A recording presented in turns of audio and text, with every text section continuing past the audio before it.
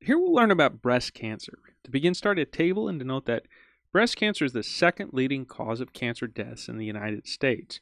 Note that it's number one in Hispanics, and it's the most commonly diagnosed cancer worldwide. It's easy to forget that 1% of breast cancers occur in men who are often diagnosed at later stages. There are several known risk factors for breast cancer, including age. Most breast cancers are diagnosed in women over 50 years old. Family history. Women with first-degree relatives with breast cancer are 2 to 3 times more likely to develop breast cancer than women without a family history. Genetics. Women with mutations in the BRCA gene 1 or gene 2 have 70% chance of developing breast cancer by age 80. These genes are also associated with a higher risk of ovarian cancer. Thus, we screen for mutations in these genes in women with 2 or more relatives with breast cancer. Men with the BRCA gene mutations have a 1 to 2% lifetime risk of developing breast cancer. Additional risk factors include a higher lifetime estrogen exposure, such as from early menarche, late menopause, or late first-term pregnancy, a history of non-cancerous breast lesions. Benign lesions associated with a slight increased risk include fibroadenoma, hyperplasia, sclerosing adenosis, and papilloma. Synthetic estrogens, women who are taking hormonal contraceptives or hormone replacement therapy in menopause, have a slight increased risk of developing breast cancer. In contrast, however, these hormonal contraceptives protect against ovarian cancer and other types of cancer.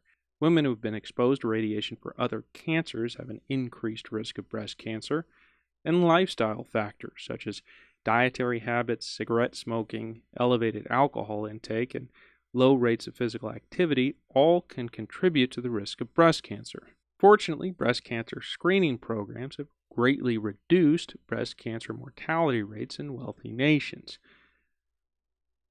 Generally speaking, the recommendation is that all women with average risk of breast cancer should start receiving annual mammograms at age 40. Those with a higher than average risk should start earlier and have physical exams every 6 to 12 months.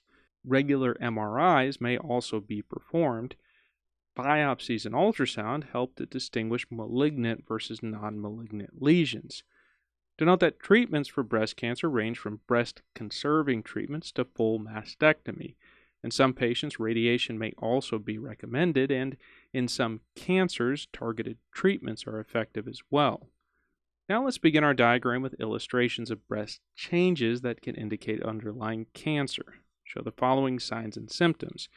There can be pain and or changes in the size or shape of the breast, new lumps in the breast or axillary region, nipple inversion, shrinkage, pain, or bloody or mucus discharge, and swelling or redness of the breast or thickening, dimpling, or flaking of the skin of the breast. Indicate that changes to the nipple and skin of the breast are sometimes described as having an orange skin or peau d'orange appearance. Now, key types of breast cancer show that most breast cancers arise in the epithelia of the lobules or ducts. One of the steps in diagnosing breast cancer is determining which, if any, receptors the cancer cells express. Right, that we look for estrogen and progesterone receptors and HER2, human epidermal growth factor receptor 2.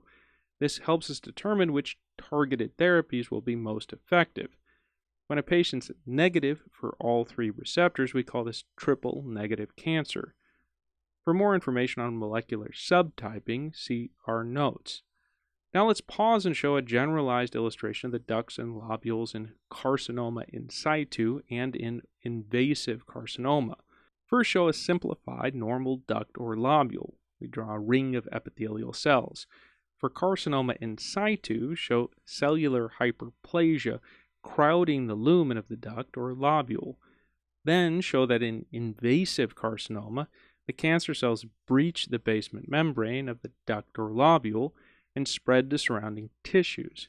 With this in place, let's learn more about ductal and lobular breast carcinomas. Start with ductal carcinoma. Show that ductal carcinoma in situ is a highly heterogeneous group of lesions.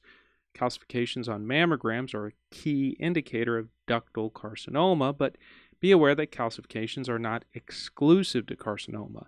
Indicate that ductal carcinoma in situ is a precursor lesion for invasive ductal carcinoma, so we remove any tumors we find.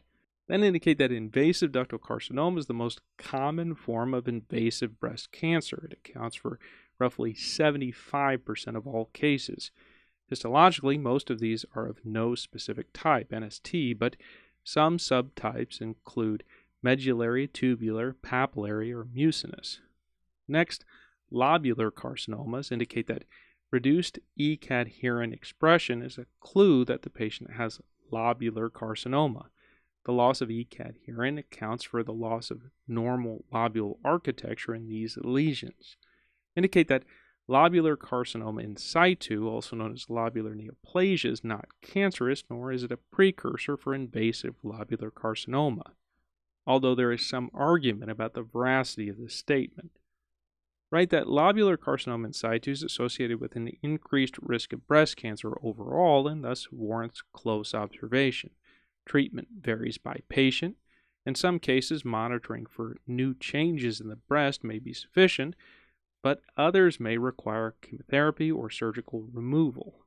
In most cases, lobular carcinoma in situ is found incidentally when the breast has been biopsied for a nearby lesion, for instance. Most patients do not have indicative lumps or calcifications as seen in other breast cancers.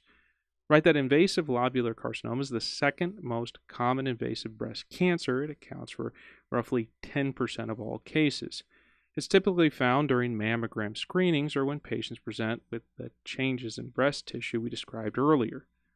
Before we conclude, let's indicate a couple of special cases, both of which are often associated with underlying ductal cancer.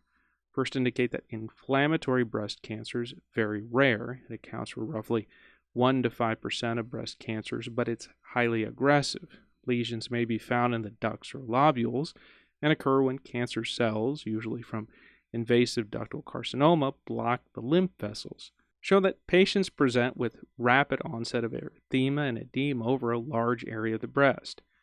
Finally, indicate that Paget disease of the breast is characterized by eczematous-like changes to the skin of the nipple or areola. When patients present with this, we need to test for ductal carcinoma, which may be in situ or invasive. This concludes our diagram.